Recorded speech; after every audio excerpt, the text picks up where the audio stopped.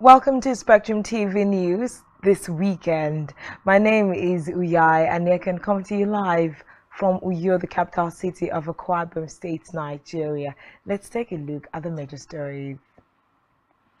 President Buhari commissions 21 billion naira as a Villa Medical Center.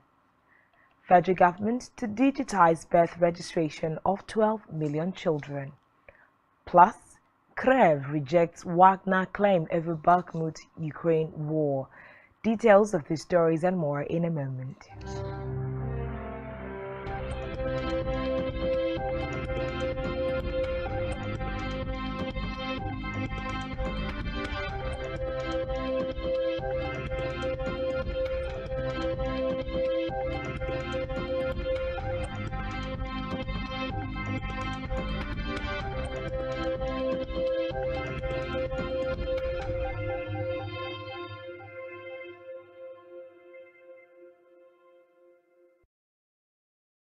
Good afternoon and thanks for joining us. First in the news within the week is Nigeria's leader, President Muhammadu Buhari, who on Friday commissioned the 21 billion naira presidential wing of the State House Medical Center in Abuja. It is a specialized intensive care facility for the president, vice president, their immediate families, and other VIPs. Buhari during the commissioning was accompanied by his wife Aisha Buhari and other top government functionaries. Meanwhile, President Buhari within the week approved the appointment of James Akintola as the chairman of the board of the Federal Roads Maintenance Agency, FEMA, a body under the Ministry of Works and Housing. Buhari's special advisor on media and publicity, Femi Adesina, who made the announcement in a statement, said the president also approved the dissolution of the Osun state election in 2018 had occupied similar positions in several states. According to reports, Akintola served as the general manager of the Ogun State Public Works Agency in July 2019 and also served as special advisor on infrastructure to the Oyo state government from September 2016 to May 2019 and as executive chairman of the Lagos State Public Works Corporation from August 2009 to September 2015. Director, Federal Polytechnic, Bida. This is contained in a letter signed by the Minister of Education, Adamu, and made available to newsmen. In Bida, the appointment, which takes effect from May 21st, was for 5 years. Meanwhile, Buhari congratulated the new rector and wished him a most successful tenure in office. Until his appointment, Haruna was the Director, Quality Assurance at the Polytechnic.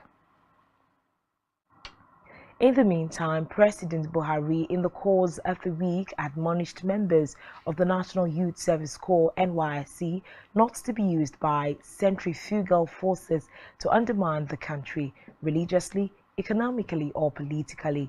The president gave the advice when he hosted the Presidential NYSC Earners Awards ceremony at the State House Abuja in commemoration of the 50th anniversary of the Corps. He further directed the head of the Civil Service of the Federation to ensure the employment of the 52 recipients and 13 Corps members in the 2019 set who suffered disabilities in the course of the service. Buhari, who conferred the awards, granted separate awards while 200,000 naira reward to all others. Meanwhile, the presidency within the week condemned a report which says inflation under President Muhammadu Buhari has hit a 17-year high.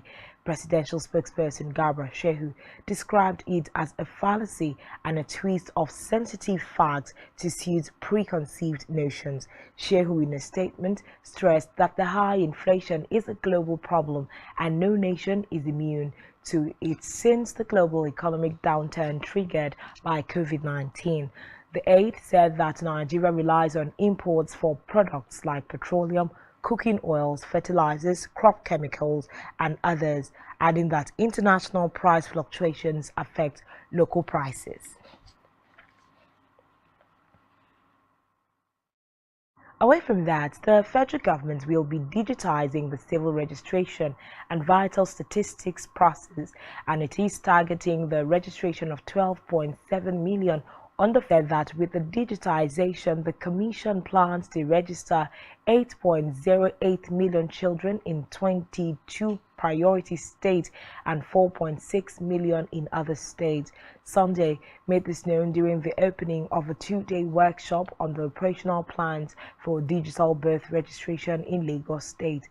He said the digitization would increase the percentage of children with birth certificates, which is currently 33 to 63% in urban areas and 32% in rural areas.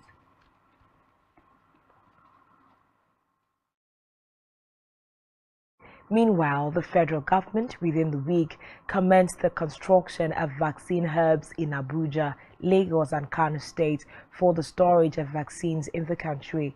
The federal government said the hubs will help to expand vaccine storage capacity at the national level in Nigeria. Speaking at the groundbreaking ceremony of the Abuja hub, the Minister of Health, Dr. Sage Ehenire, said Nigeria needs sufficient storage space for vaccines and injection materials for efficient implementation of immunization programs. Ehenire added that the supply chain challenges highlighted by the COVID-19 vaccination effort also underlined the need for massive expansion of storage space. In the meantime, the federal government during the week said the Federal Ministry of Aviation has been renamed as the Ministry of Aviation and Aerospace of Nigeria. The Minister of Aviation, Hadi Sirika, made the announcement in Abuja moments after the Federal Executive Council FEC meeting. Sirika maintained that the future of aviation had experienced an advancement such that aviation and aerospace were intertwined, and Nigeria had the need to proactively set its policies to align with future occurrence. The minister linked the development to the establishment of the African Aerospace and Aviation University in Abuja. Elsewhere, the Federal Ministry of Works in the course of the week shut down Ijora-Olokpa Bridge in Lagos State for the safety of the public over damage caused by vandals. This was disclosed in a statement by Hakeem Bello, the spokesman for the Minister of Works and Housing, Babatunde Fashola, identifying the failed section as the Ijora-Olokpa Inward Ijora-Oloye Apapa. Bello said the roads leading directly to the bridge, such as Coastal Inward Eko Bridge and Kata Bridge Descent Inward Ijora Oloye, had as a result been closed to the discovery that some miscreants have tampered with the major reinforcement elements of the deck from underneath, which led to the failure of a section of the bridge. Meanwhile, the federal government within the week inaugurated the Advertising Offences Tribunal to deal with violations of the provisions of the Advertising Regulatory Council of Nigeria Act 2022. The Minister of Information and Culture, Lai Mohammed, inaugurated the tribunal at a ceremony in Abuja. Mohammed said that the tribunal supports the activities of the Advertising Regulatory Council of Nigeria, noting that the newly inaugurated tribunal, which is chaired by Justice Cecilia Olatoregun, is vested with the power to regulate and control advertising in Nigeria in all aspects and ramifications. Mohammed added that characteristics as well as diverse ethnic, cultural and religious background, advertisement and marketing communications will be carried out with a level of decency as well as respect for cultural values and constitutional tenets. From the Red Chambers, the Senate during the week urged the Central Bank of Nigeria (CBN) to release the $717,478,606 airlines funds trapped in the country. The Red Chamber also called on the CBN to allocate $25 million to airlines operating in Nigeria at its dollar auction. These resolutions were sequel to the consideration and adoption of a motion sponsored by Ekiti South PDP Senator and Chairman of the Senate Committee on Aviation, Biodun Olujimi. The Senate also called on the federal government to urgently reverse the current trend of increasing airlines' blocked phones in Nigeria, as well as direct the CBN Governor Godwin Emefiele to pay up the blocked phones to the affected airlines.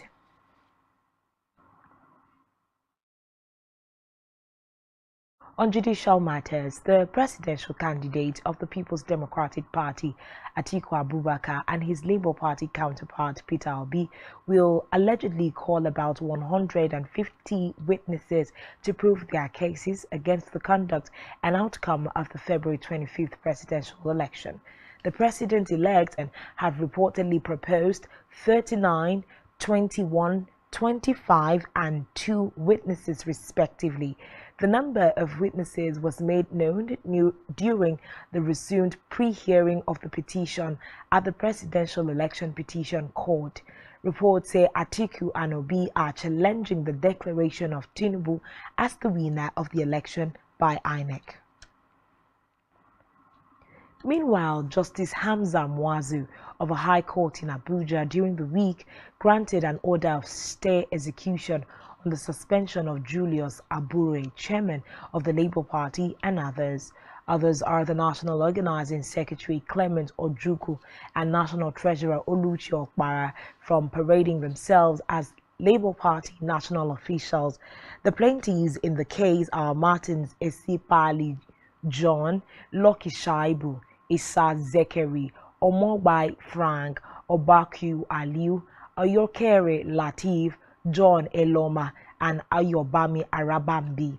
They had, in an ex parte motion, sought the removal of Abure and the 3 other national officers of the party, which the judge granted the order of suspension. The judge, after listening to arguments from the parties, granted the order for stay of execution pending the determination of the appeal filed by the defendants. Recall that Justice Muazu had on April 5 issued an interim from parading themselves as national officers of the Labour Party.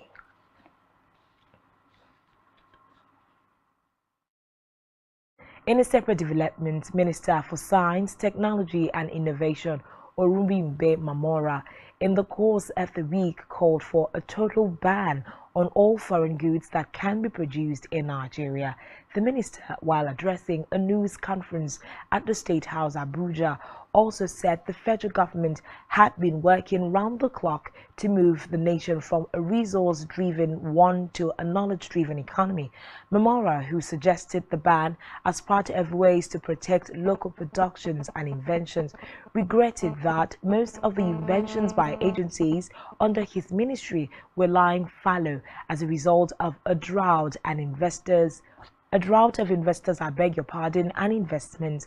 The minister emphasized the need for Nigerians to be aware of the local inventions and desire them, and for investors to be willing to embrace the products and get them introduced to the consumers' market. Elsewhere, Minister of Aviation Hadi Sirika during the week affirmed that the national carrier Nigeria Air will begin operations before the present administration winds down. Sirika made this and approved by the Federal Executive Council as part of the administration's roadmap, adding that operators in civil aviation will have access to aviation equipment at an affordable rate within the country.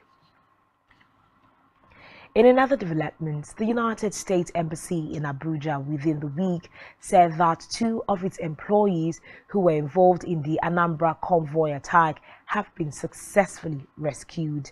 The embassy, in a statement released in Abuja, is in Anambra. The embassy also stated that the U.S. government is working hard to bring the attackers to justice. It will be recalled that on May 16, a group of gunmen attacked a U.S. convoy in Atani, Obaru local government area of Anambra State while the team was on a mission, killing and abducting some of those in the vehicle. Away from that, socio-economic rise and a $1 million loan to the federal government, and to request the incoming administration to provide a satisfactory explanation for the loan. Sarah urges Malpers to reopen a discussion on the reportedly approved $800 million loan with the incoming administration to clarify the details on the rationale and use of the loan, because the term of office of the government of President Muhammadu Buhari ends in May 2023. Recall that the federal government in April announced its plan to spend the $800 million loan as part of its subsidy palliatives measure. Also, last week, President Buhari requested the Senate approval for the World Bank loan. It is unclear whether the request to the Senate is for a fresh loan or the one announced in April. In the letter signed by SERAP Deputy Director Kolawole Oluwadare, the organization said the World Bank should comply with its own articles of agreement in disbursing any loans. SERAP said suspending any disbursement of the loan to the government would reduce the risk and vulnerability to corruption and mismanagement.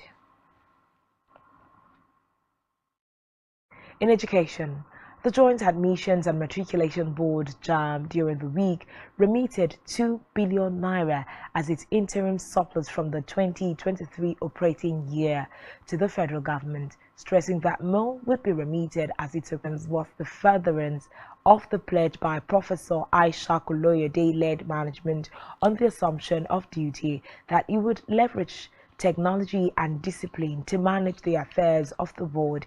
Reports say since assuming office, Aisha Koloyede-led management has remitted over 55 billion naira to the federal government coffers.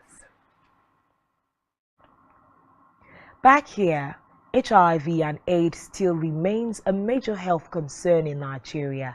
Efforts are being made to control the spread of HIV/AIDS. And now of AIDS, our correspondent has more. Transmission of HIV is when HIV is passed from a woman with HIV to her child during pregnancy or childbirth. However, this can be prevented with regular medications. Spectrum Television spoke with nurse Imidion Otoho, who spoke on AIDS, its causes, and treatment. AIDS is acquired immune deficiency syndrome. That's last stage of HIV, and at that point, there is no cure. There is no known cure for AIDS. For couples that are in relationships, family unprotected sex with multiple partners puts you at a risk of having HIV. Then lastly, if you are using condom, please use condom the right way. Don't say that you don't use it. It's not comfortable. It's not nice. Please use it for yourself and your unborn generation. Because once you have AIDS, if you are not faithful to taking the drugs, the child you give birth to gets it. More than being careful, everyone must know their status. Blessing Dixon, Spectrum Television News. Perina. Still to come in the news. CBN says high borrowing cost pushes personal loans to 2 trillion naira. Do stay with us for details after the break.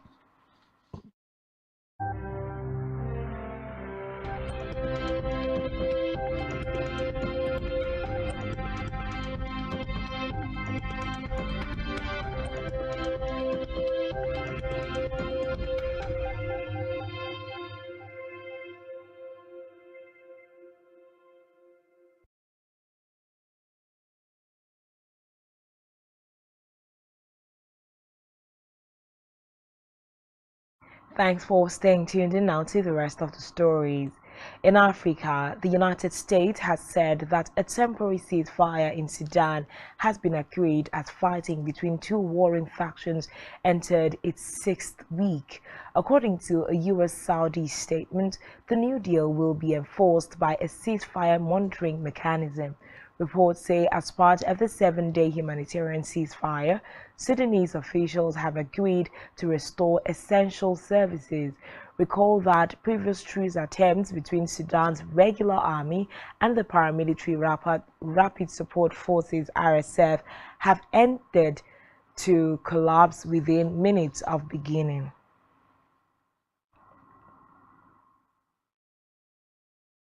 Meanwhile, Kenyan President William Ruto within the week called out the two warring Sudanese generals, urging them to stop the fighting that has entered its second month. The Kenyan leader, who has been tasked by a regional bloc IGAD together with other heads to help in reconciling Sudan's rival sides, said military capacity was for battling criminals in Sudan, accusing that the peace and security of Sudan is funded by others. In the meantime, head of the United Nations UN humanitarian agencies Geneva Bureau Ramesh Radakishkam during the week said that $3.03 billion would be needed to provide urgent aid to people in conflict-ravaged Sudan and to those who have fled the violence into neighboring countries. In a revision of its response plan for Sudan, Radagishkan said $2.56 billion would now be needed to provide assistance inside Sudan, up from the $1.75 billion estimated a few months ago, while another $470.4 million would be needed to assist those who have fled the country. According to him, the funds will allow aid agencies to reach 18 million of the most vulnerable people inside the country. Still in Africa, Burundi-born former policeman Spiros Hakimana within the week 16 in the southeastern Peru's 2 electoral districts under the conservative New Democracy Party in the May 21 election. The 54-year-old disclosed to newsmen how a police officer he was jailed in Burundi in 2015 for refusing to open fire on anti-government protesters and was later released from jail with the help of Greek authorities and returned to Athens in 2016. He called on the electorate not to focus on the color of his skin in the upcoming elections but exercise their franchise without discrimination.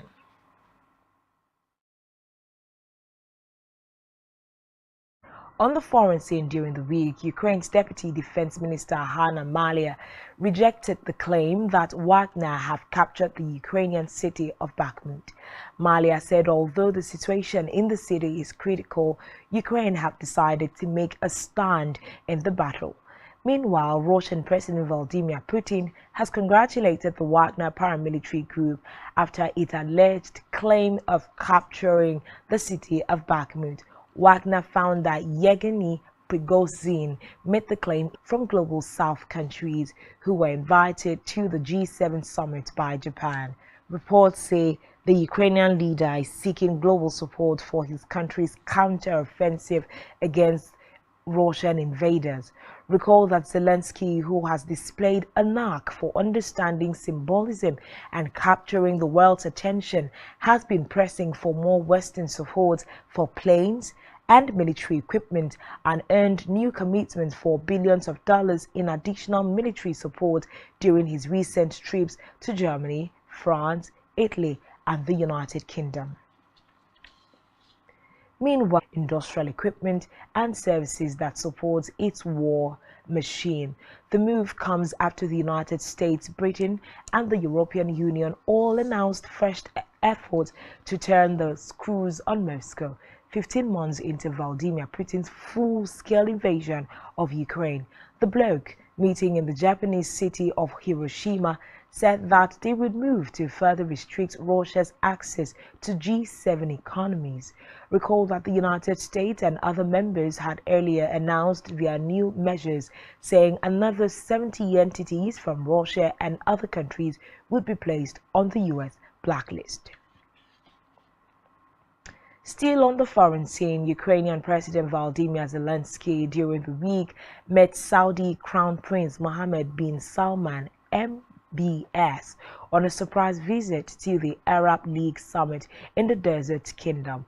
According to a statement from the presidency, Zelensky thanked MBS for supporting the territorial integrity and sovereignty of Ukraine. Meanwhile, U.S. President Joe Biden told the G7 leaders that Washington will support the training of Ukrainian pilots on F-16 fighter jets that will be supplied to Kyiv.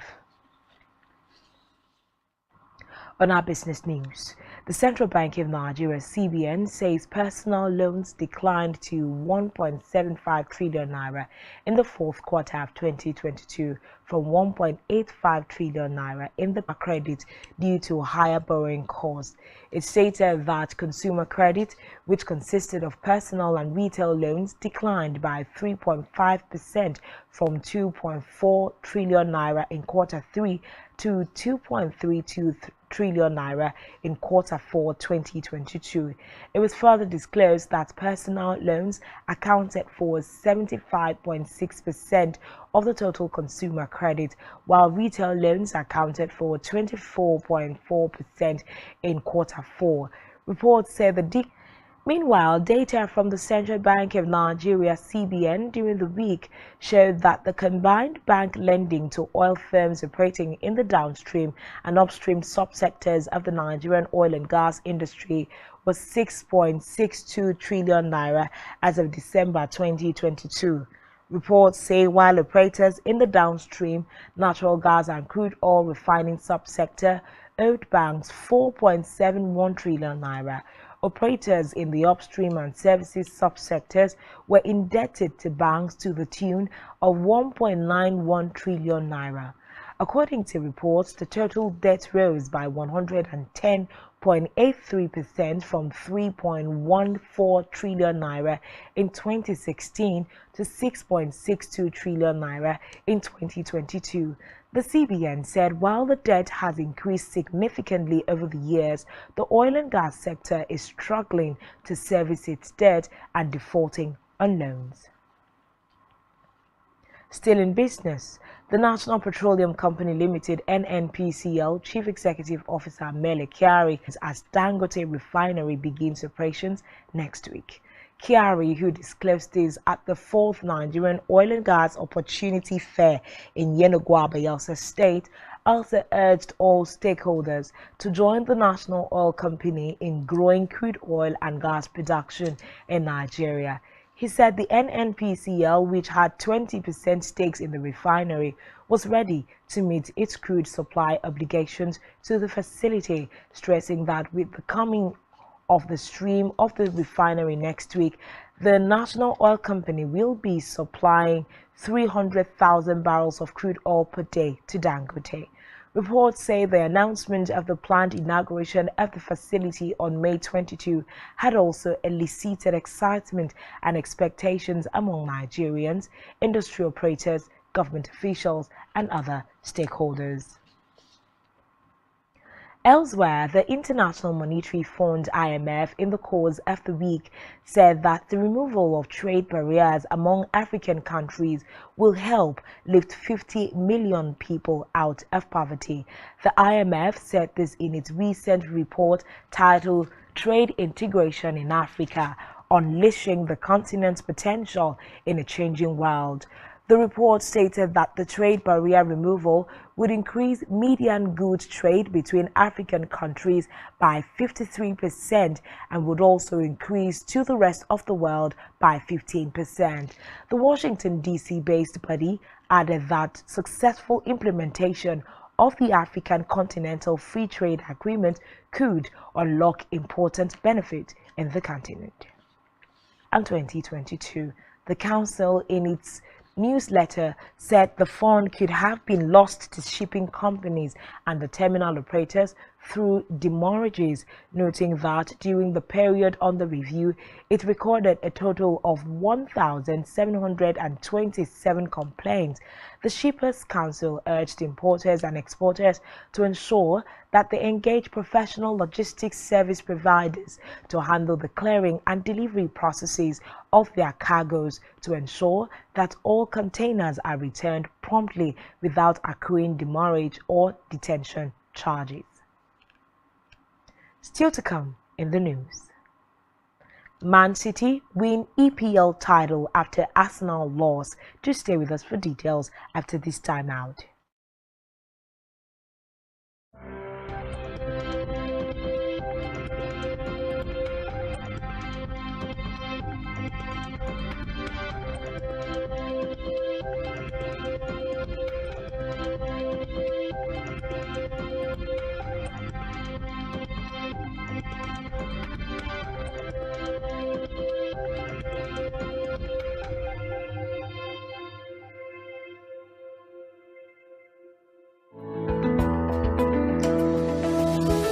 Business exists only to meet the needs of the people, but there's an extra advantage if your product and services are pitched on a platform that gives you the added advantage over your competitors. For your desired return on investment and so much more, advertise on Spectrum Television, on StarTime's DTH Channel 421 and on free-to-air with a frequency of 12733. Spectrum Television, broadening your horizon.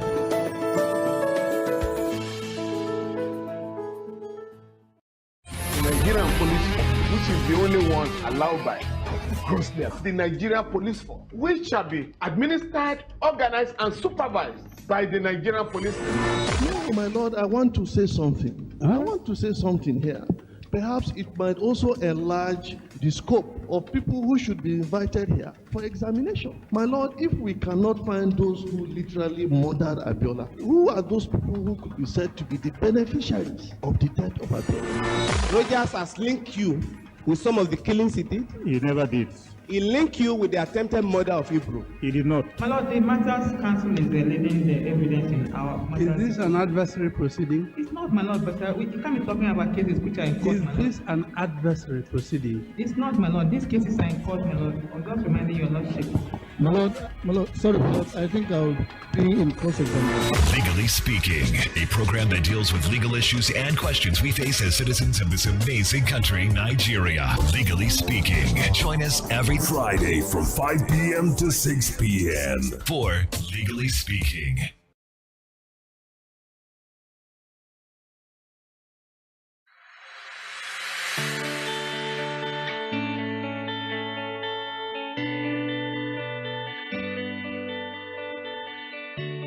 Every day, we bring you up-to-date information on topical issues affecting the common Nigerian. From issues on politics, education, health, lifestyle, and so much more. Join Janice Kobum and Uyai Anyeken every weekday from 7 a.m. to 9 a.m. on Rise and Shine Daily, exclusive on Spectrum Television.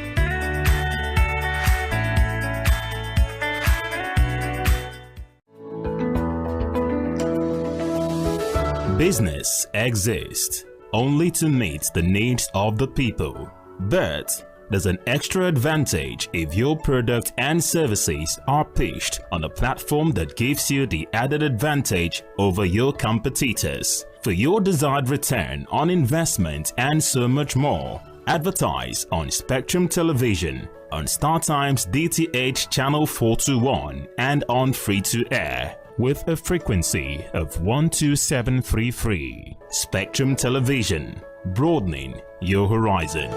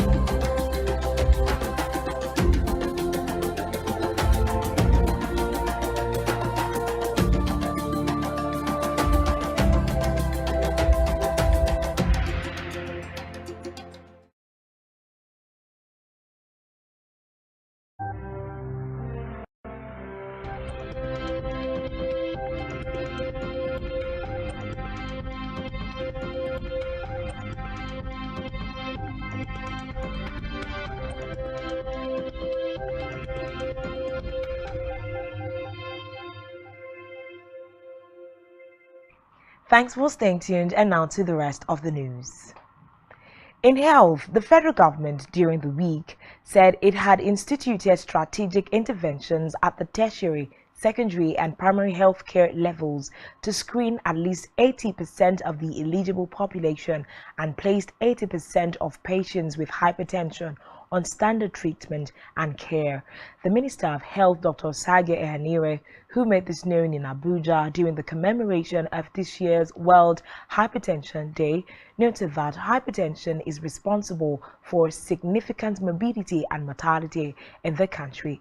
Ehanire, who was represented by the Director of Public Health at the Ministry, Dr. Moranike Alex Oko, added that hypertension is the leading cardiovascular disease and it affects low and middle-income countries, which accounts for about 80% of the global cardiovascular disease burden. Meanwhile, the National Primary Health Care Development Agency (NPHCDA) within the week decried in 843 primary health care facilities in the country with a minimum number of required skilled birth attendants. The Executive Director of NPHCDA, Dr. Faisal Shuaib, said this at the official launch of Community-Based Health Research, Innovative Training and Services Program.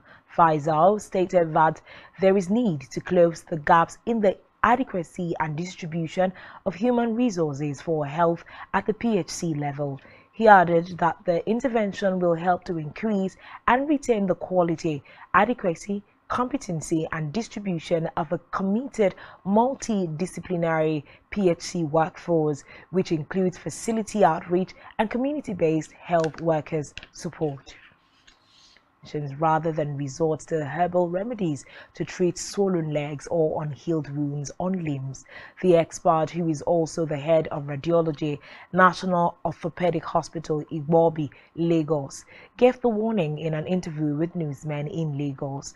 She noted that cases of limb cancer had increased, with many patients presenting late at the hospital for treatment and that most of them usually required amputation. Dr. Igwilo appealed to other medical practitioners not to treat patients with cancer of the limb and implored them to rather refer them to cancer specialists. In sports, Manchester City have been crowned Premier League champions for the third successive season after title rivals Arsenal lost at Nottingham Forest. The Gunners, top for the majority of the campaign, are 4 points behind City with only one game left to play after being beaten 1-0 yesterday. Pep Guardiola's side have won the title in 5 of the past 6 campaigns. They also have a chance to claim the treble with the FA Cup and Champions League finals to come next month. Meanwhile, Arsenal manager Mikel Arteta says his club have had an clear at the top of the table after 18 games and held the same lead over Man City at the start of April, albeit having played a game more. However, a run of just 2 wins in their last 8 games has allowed Pep Guardiola's team to overhaul them and clinch the title with 3 games to spare. Still in sports, Casemiro's stunning overhead kick edged Manchester United a step closer to a top 4 finish as they secured a narrow Premier League victory over Bournemouth. The Red Devils need just 1 point from their final 2 games against Chelsea and Fulham to secure Champions League football at Old Trafford next season. In a game lacking in clear-cut opportunities, a piece of magic from Casemiro proved the difference at the Vitality Stadium. The Brazilian midfielder picked up a weighted pass from Christian Eriksen and turned away from Marcus Senesi to acrobatically hammer home. But Casemiro's 9th-minute strike combined with Liverpool's draw against Aston Villa were enough to move United 1 point away from guaranteeing a top 4 spot. On entertainment news, Kunle Afolayan's Netflix original Anikulapo has emerged the star of the night as the just concluded 2023 African Magic Viewers' Choice Awards AMVCA ceremony.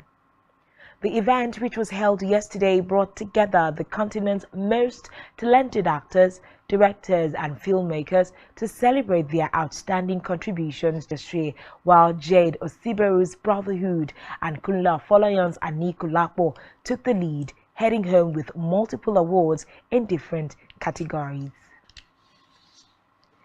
Meanwhile, Biodun Stevens' sister will be heading to a Prime Video in a few weeks. The prolific filmmaker took to social media to thank her dedicated fans and share her exciting lineup for June 28, 2023. Written and directed by Steven, the sister follows a single mother's sacrifice to protect her children from her past. It is a story of love, betrayal, and sacrifice.